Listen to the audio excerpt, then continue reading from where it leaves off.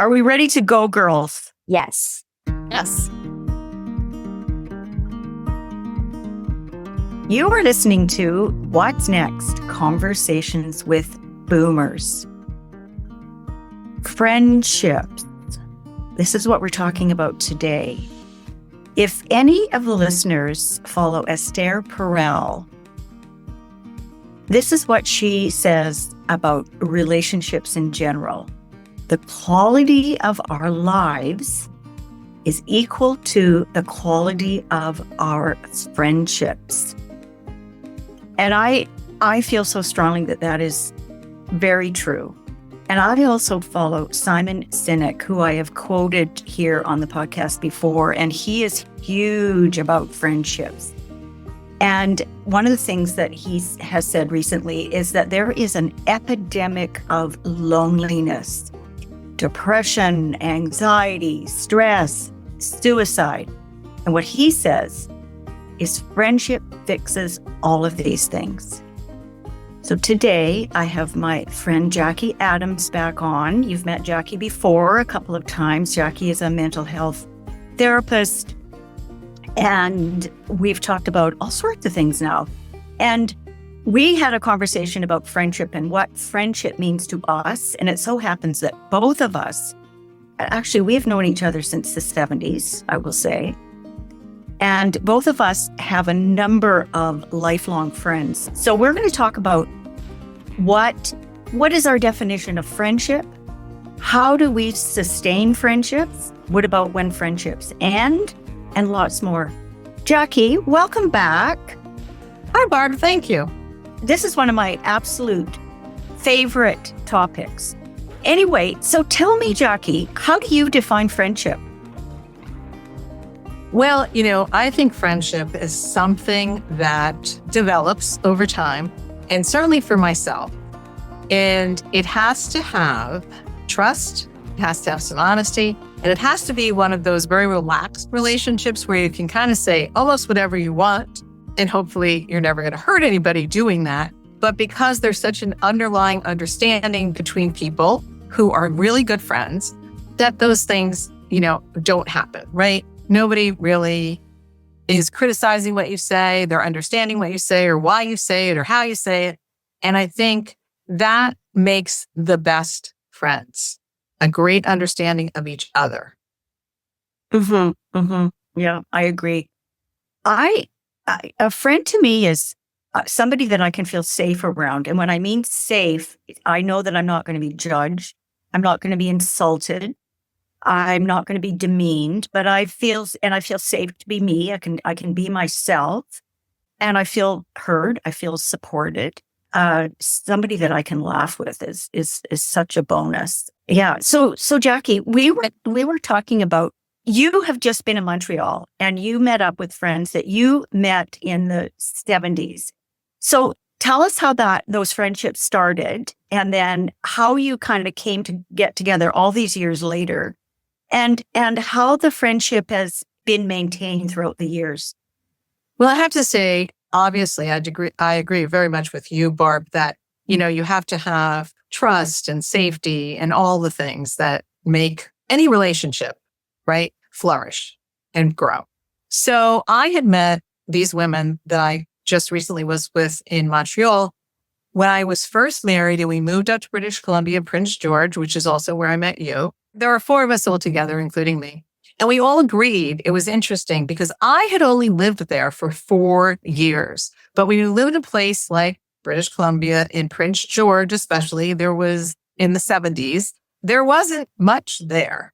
So we were each other's families. I worked with one of them. We talked together. And we just were together constantly. Like, that was it. We did everything together. We saw each other on weekends. We had dinner parties. There were, I think, maybe at that point, one restaurant in all of Prince George. There was really for very many. I can say that. Yeah. So you have to basically rely on your friends for everything. And I learned a lot. I was the youngest, not by a lot, of anyone that was up there. I moved up there. I was 23 years old. And they had already been there. Most of them were Canadian, but probably from Eastern Canada. And my one friend was from Australia who also met up with us. So my two of the women that I met at this time, I had seen in 2013. The other woman, and I found this fascinating even to myself, I hadn't seen Val in 30 years. We met up as if we had been talking yesterday. And we laughed That's until... a friend. That's when you know.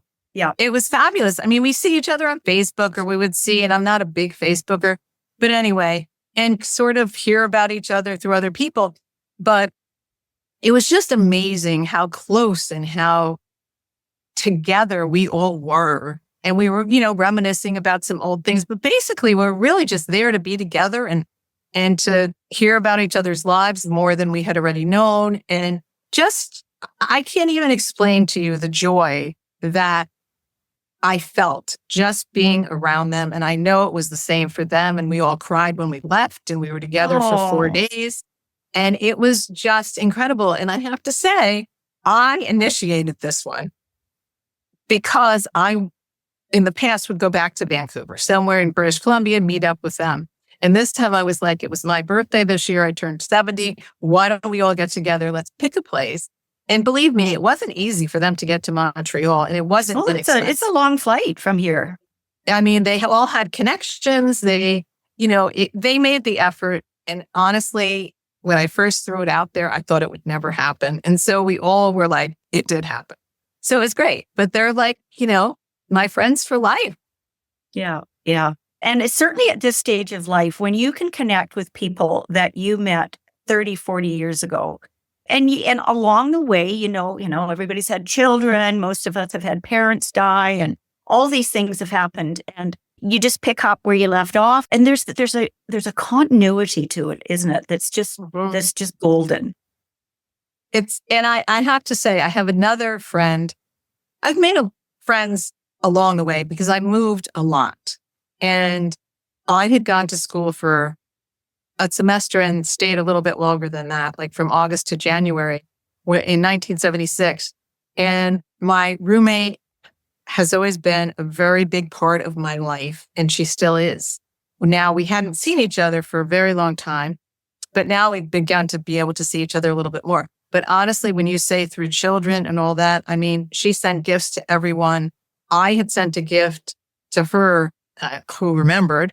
When her daughter was born, it was a dress. And now her daughter just had a baby. And she sends me a picture of the dress that she gave to her daughter to put on her daughter. Oh, it was amazing. Oh. So those are friendships that, like, when you talk about friendships, I mean, they're golden. Yeah. Yeah, they are. They're just, and also at this stage of life, we've all been through so much stuff, and we need our friends. I don't know what I would do without them. When my husband died, my friends were there, and I knew that I could reach out to them absolutely anytime. So let's talk a bit about one of the problems that people have right now. Some people in our age group are lonely, as Simon Sinek does point out, and they want friends. How do you go about making new friends at this stage? Well, I was one of those people who moved far away from where I had been living for over 20 years. Yes, I'm a Jersey girl by birth, and I grew up here, but I moved back to Jersey to a place that I'd not lived before, and I knew no one. Now, the caveat was within an hour, my brother lived. I realized some of my friends from grammar school who I'd kept up with we've always kept up, but they were within an hour of where I was, but they weren't, right here. So for me, I was fortunate. I moved into a community, and people just sort of were very friendly. So I got lucky. And then I met people through people. And that's kind of how you do it, right? So when I say, how do we talk? And I talk to clients about this all the time who are alone, and how do I make friends, and what do I do? Well, my suggestion is always going to be you join groups. It's not easy for everybody to do that, but if you can reach out to something that you believe in, whether it's a volunteering, whether it's a church, whether it's a next door neighbor, within your community, start to do something that you hadn't done before, whether it was to go to your local gym or whatever was in your community or attend one of the social things that they have. And believe me, I did that. It wasn't easy because that's definitely out of my comfort zone to just kind of join in. Mhm. But once I did it, it's worth it. You meet people and you start to realize the commonality, especially as we get older, right? Even if we weren't, totally the same or were raised the same or raised our kids the same or raised our kids somewhere else, whatever. The commonality now is that I'm alone. We have a similar interest, whether it's knitting or playing a sport or going to the gym or whatever your thing is, right? And then you just start to develop that friendship. It's worth it. And you're not going to click with everybody, but if you join a group, there's going to be one or two people that you're going to click with. And oftentimes that's enough. You just need a couple. But I want to pick up on something that you said about meeting your friends in Montreal. And you said, I have to say that I initiated it. So I just want to link that to what we're just talking about in how do you meet new people? There are times when you have to be the initiator. If you meet somebody and you kind of think, I'd like to get to know this person, initiate something. Hey, do you want to go for coffee? Do you want to go for lunch? And most people are flattered by that, right? And I agree, because yeah. so often you'll hear people say, nobody ever phones me, or, I'm days go by and nobody will call me. But it's a two-way street, right? We have to, when you reach out to somebody, mostly they're flattered and they'll reciprocate. Not always, but most of the time. I mean, I remember when my kids were really little and I went to this gym and there was a whole bunch of the moms that went for coffee. And one of the moms said to me, while we were just finished the exercise class, hey, do you want to come for coffee with us? Sure. Well, that went on for 13 years. And, some of those people I'm still friends with. I think that's really important to know is that to gain friends, you have to be a friend. Would you Yes, agree? absolutely. And I'll tell you, I've had that experience so many times because we moved to British Columbia when I was first married, and then we moved to Florida, and I really didn't know a soul. And I remember my next door neighbor coming over and saying something to me. She was so funny. And I said, yeah, I don't know anybody now. I just know you. And then, you have kids, which you mentioned, right? And it's a little bit easier, I think, when you're raising children and you meet, they make friends at school, you meet those parents. And again, those are friends of mine right now. And when I went through my divorce, that I leaned on like crazy. And they are still, there's a group of women we used to meet for lunch at least once a month. We always met when the kids went back to school for breakfast the first day. Well, we had all kinds of traditions together. And then, of course, I moved away. But they are still always there for me. And I think that that's exactly how it all happened. It's like I was somewhere and somebody said something and then you kind of said, okay, or they invited you because they knew you were the new kid on the block kind of thing. And it works. But that doesn't mean that those people will always be the ones to reach out. I mean, I think you have to consider that it is a two-way street, which is what you said, Barb. And you also have to consider we have people in the world and friends of our own. Everybody could probably pick one out that unless you make that phone call or you make that plan, you may not see them or hear from them again. And That's right. Well, there's a lot of reasons for that. Some people, it's too risky. They're so afraid of being rejected that they just wait for somebody else to come forward. And so that's something that you have to accept. If you're going to be the initiator, some people are going to say no, but that's okay. Because you will never forget that woman that welcomed you when you first moved to Florida, right? And and when I first moved up here. And when you first amazing. moved there, well, okay, now I know one person and I might know two people.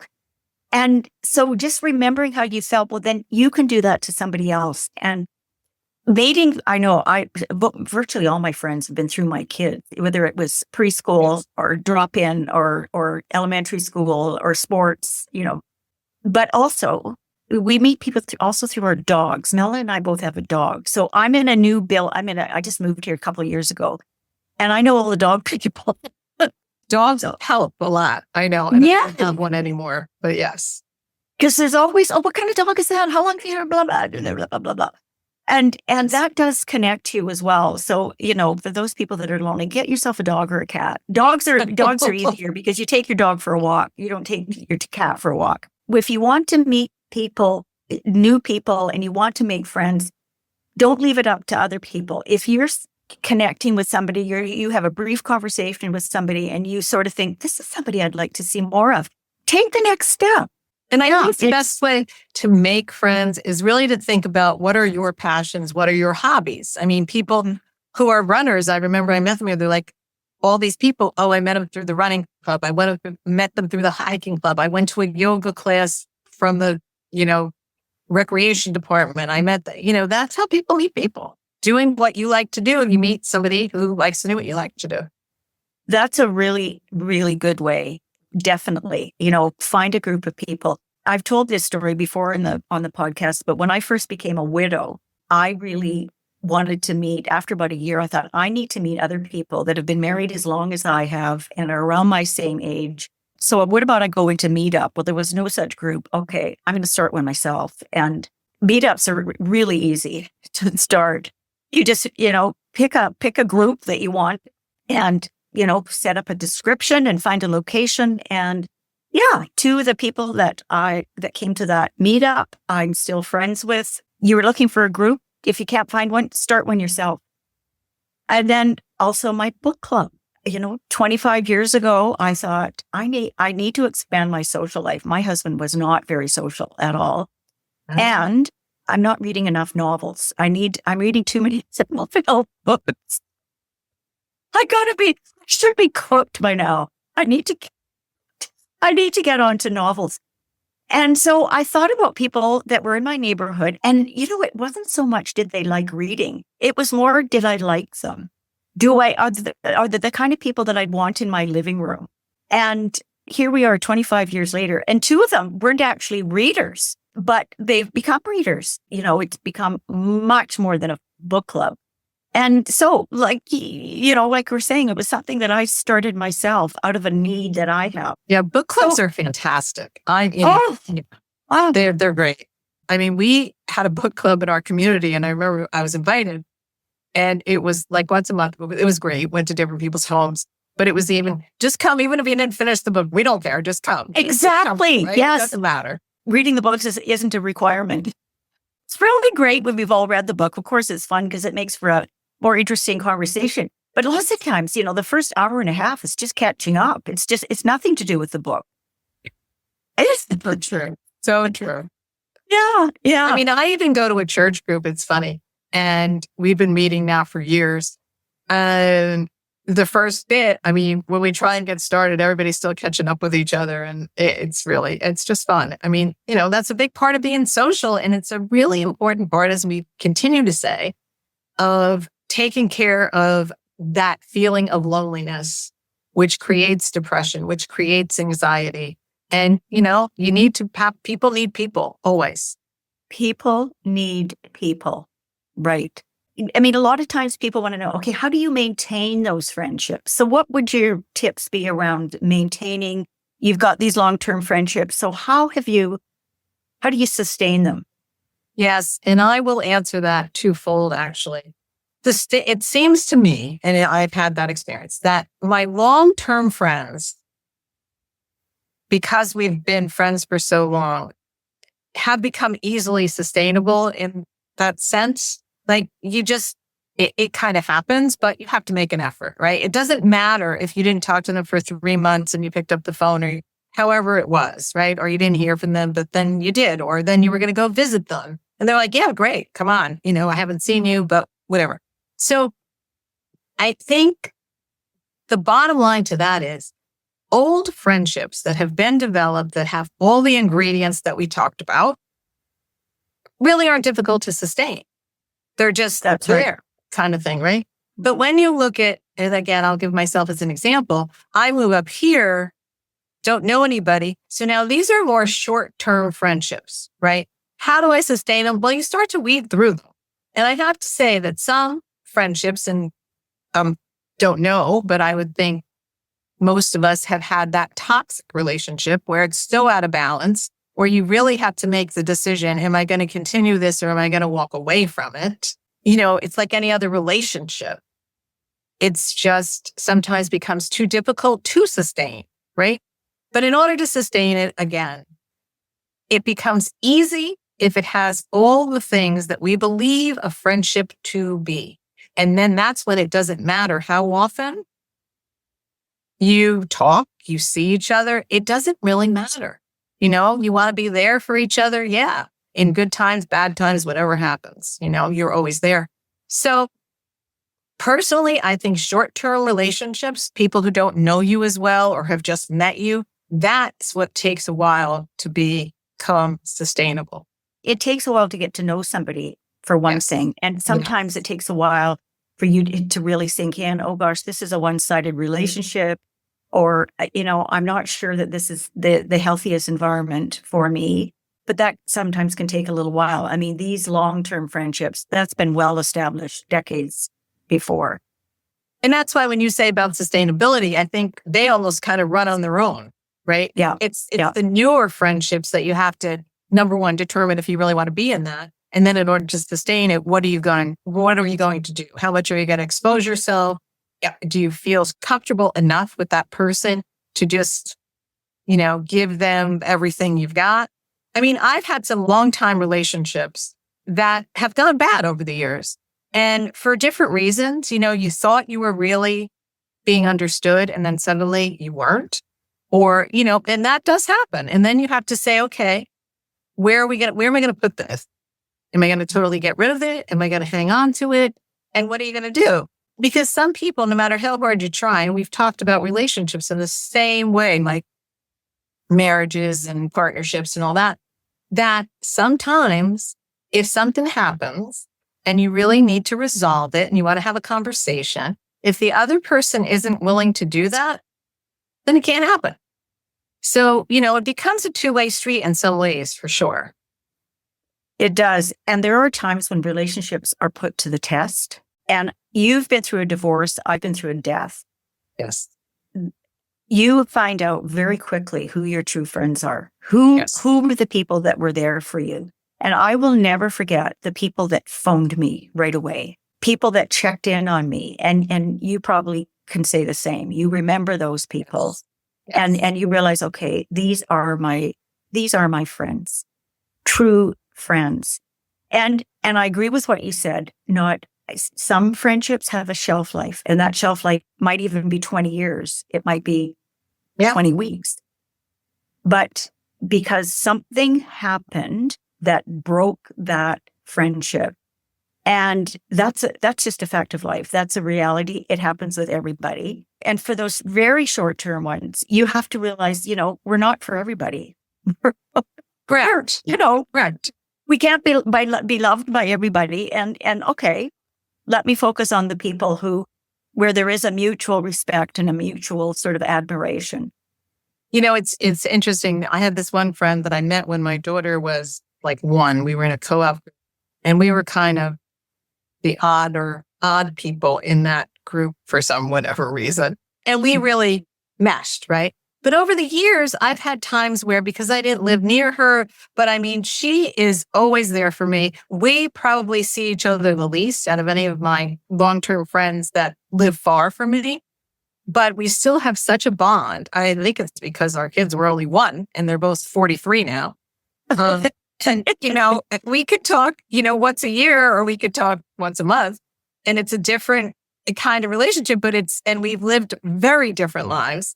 However, it didn't matter. None of that matters when you really have a true, vulnerable, honest, trusting relationship.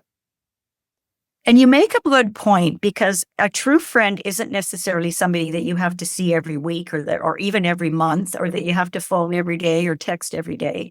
You know, you may only get together, as you say, once a year or whatever, but it's like you just saw each other yesterday and it didn't matter. My very dear friend, Deb Pedersen, who came on this podcast many times, we became friends in grade 6. She unfortunately passed away a couple of years ago, but we lived in different cities, towns. She lived in Quesnel. You know Quesnel? Yes. Really little Quesnel. Yeah. And we saw each other once a year, but we'd known each other since we were 11 and 12. And we knew all our history. We had so many of the same friends growing up. We knew our families. We knew everything. And we didn't have to see each other all the time to sustain that friendship. We knew we were always there for each other, no matter what. And that's a different kind of friendship when I'm hearing you say that, because those are the people that you went to school with. I have 4 friends that I literally met, one in kindergarten and the rest still in elementary school, right? And we are Really? still, oh yeah. And when the 4 of us get together, it's pretty funny. Not very often. 2 of them live relatively closer to me now. And it's just been, incredible. And I hadn't lived here for years. And then I came back and, I still kept in touch with them, not a great deal, but here we were. Why? Because we knew everybody's history from the time we were little. It's just, we knew each other's parents. We knew each other's houses. We used to go for sleepovers. We were little kids. Yeah. And those are really special. But I think what's important now is that as we age, not everybody's as lucky as we are, Barb. And I know. they may have lost a lot of their longtime friends through death or divorce, or decided they didn't want to talk to you anymore, whatever it was. So that's why now, when people feel lonely and they don't have, and we have to be honest, not everybody has what we have. They don't have what we have. They have to be willing, no matter how old they are, to step out of their comfort zone, to make some friends, get involved in a community, or you're just going to go down that rabbit hole, and that's never good. I know. I've been going through a little bit of a challenge in the last 10 days or so. And I went to bed the other night feeling absolutely flooded with gratitude, because there were so many people that I knew would support me and I knew would listen. Because there are people who have been in my life for 30 years. And I just thought, what a gift. I just feel so blessed. Not all friends are going to be lifelong friends. Some will be. Some friends are short-term friends. Some are, they're long friends, but not forever friends. One thing that I really like to do, Jackie, is check in with people. I will phone a friend and say, just checking in. Yes. How the kids, how the grandchildren, how's your mom do, all that sort of thing. And I know how much it means to me when somebody says, how are you doing? And so I like to do the same. And they really want to know how you're doing, rather than and they really want to know. That's right. They're not saying how are you and then proceed to talk about themselves. They really do want to know. And I think that's important. And so much of this, isn't it? It's just the same as when we were talking about love relationships. We want them to be reciprocal. We want to be heard. We want to know we're important. We want to feel supported. And it's exactly the same thing. The only difference being in a love relationship, you do see each other all the time and you're connected all the time. With friendships, that's not necessary. That relationship doesn't have to be sustained by constant visits and texts and phone calls. In fact, sometimes it can be too much. Right, of course. But the other thing I wanted to share with you too, if you look at your own children, because I gave this some thought.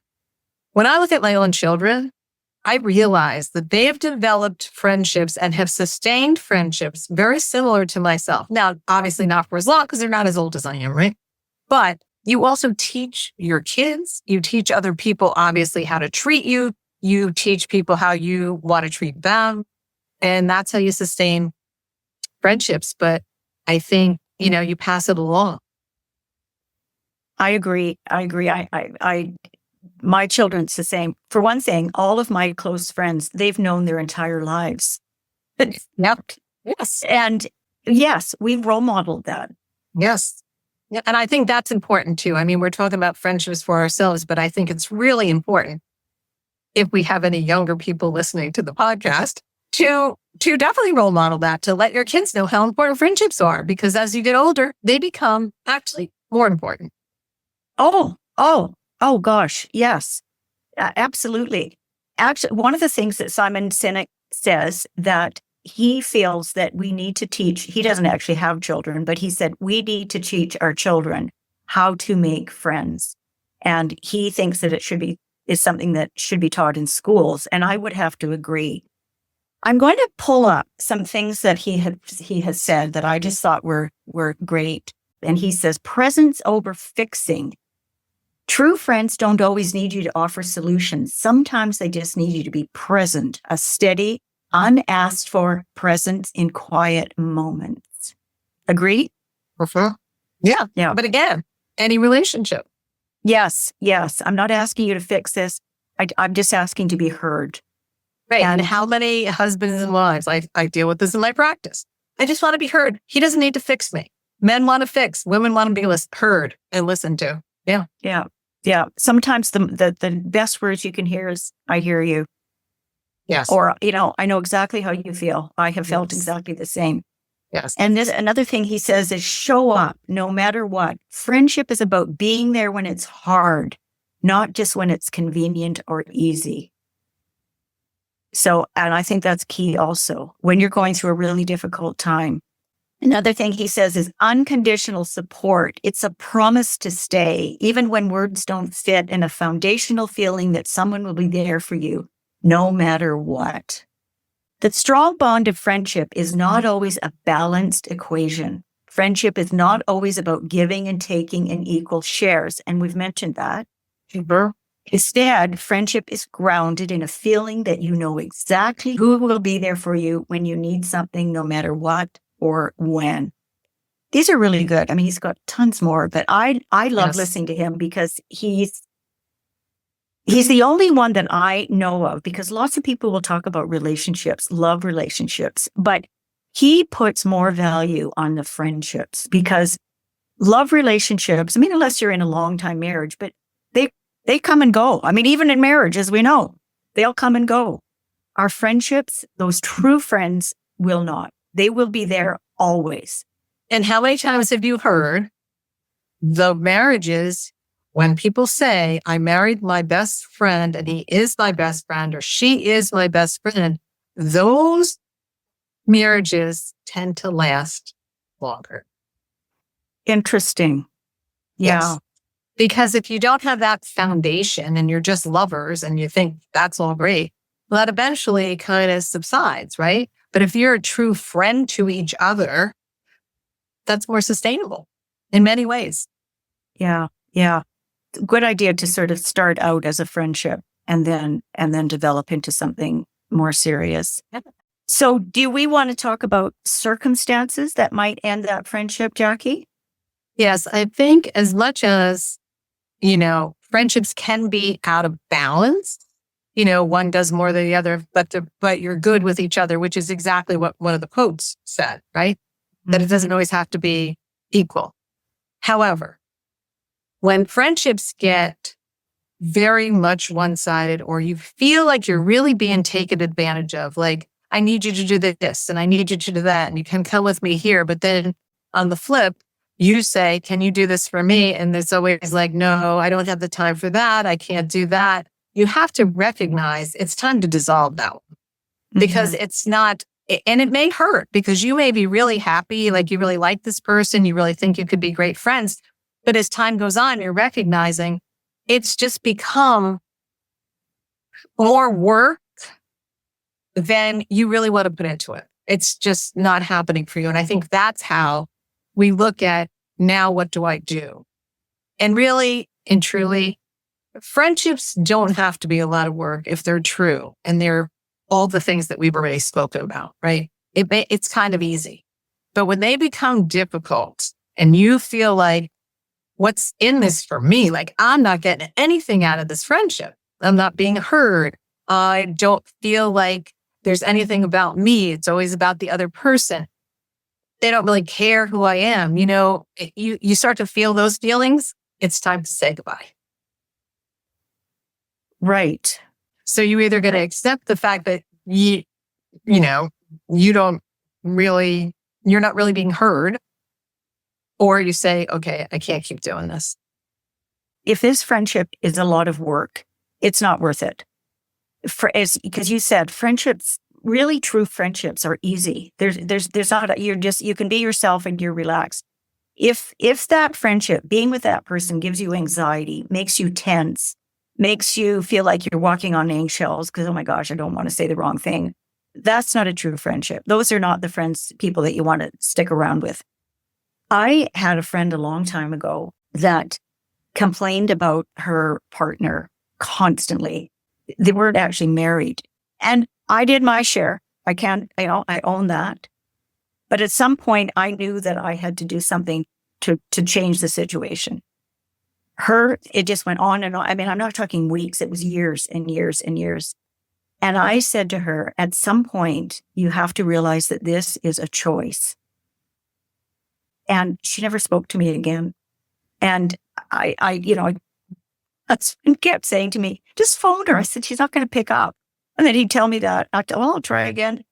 But I thought, well, she wasn't a true friend. She was, and it was kind of a one-sided thing. And yeah, there are people like that, where it's one-sided, or as we just said, if it feels like it's a lot of work, it's not worth it. I also had another friend that I'd had for a long time. Everything that came out of her mouth was a complaint about whatever.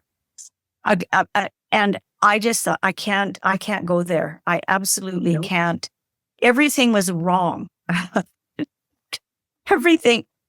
Do you do this or oh no, I can't do that because no, I can't do that either because I can't. No, I don't want to do that. And I just thought we don't have any common ground here at all.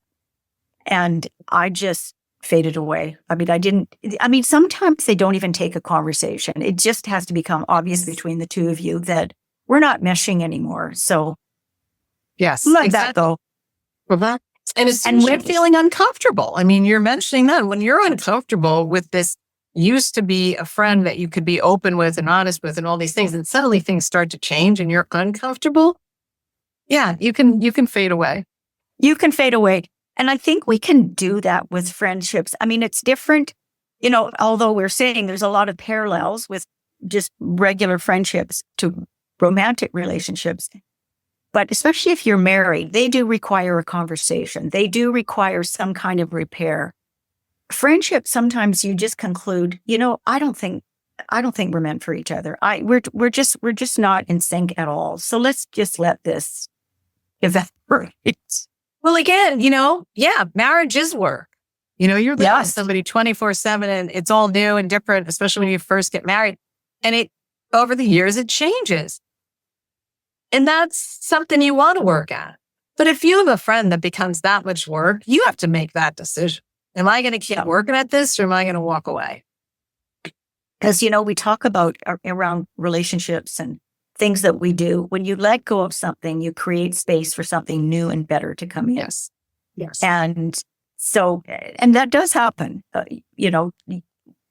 and certainly as we get older, do we want to be spending time with people where we're uncomfortable or, any of these things that we mentioned, we feel judged or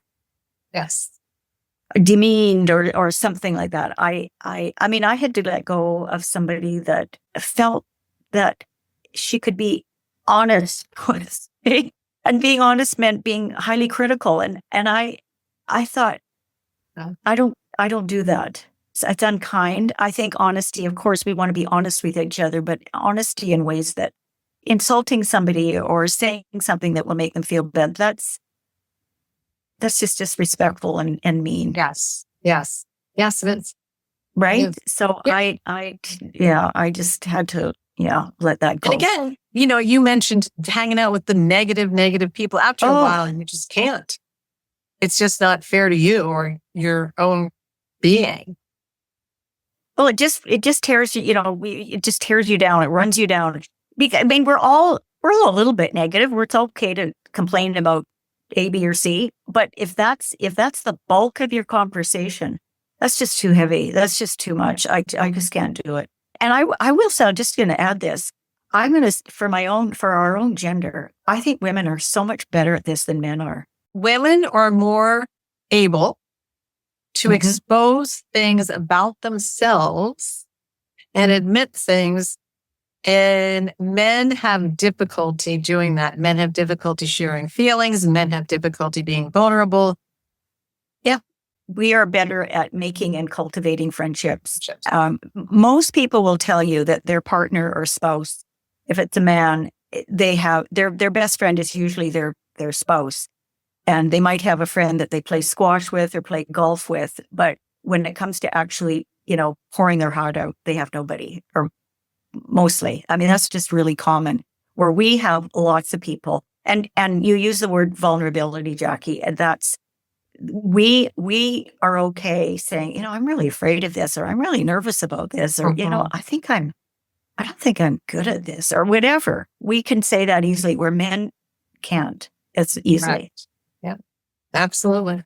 I've always kind of thought like guys make friends with each other easier, like in a social setting.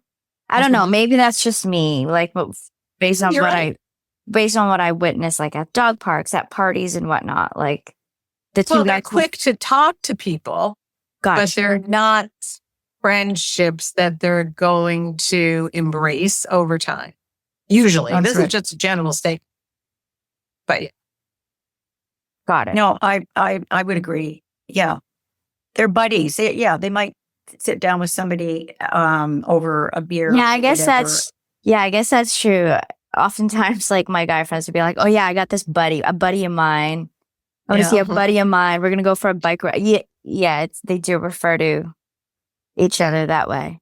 Yeah, their buddy, and so often, men. I mean, I certainly know about my own son. His friends are, they talk about sports all the time, or they'll talk about politics, or they'll talk about, I don't know, but the things in life that really, really matter, they're not going to go to their guy friends, or the people that they call friends. They're usually going to go to their spouse. Well, I think if the younger generations do a much better job, when we're talking about men, do a much better job of having friendships that are deeper than they were years ago.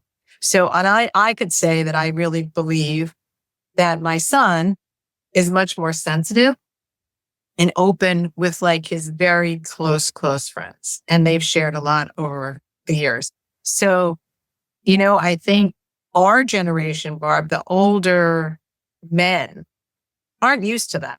They didn't share feelings. They didn't talk about certain things. Yeah, they went golfing together. They did sports, and they talked politics or finances or, stock markets, things like that. But nothing from the heart. And I think we're getting better at creating and incorporating into our sons' lives that it's okay to be that vulnerable person. It's okay to share with a best friend. It's okay.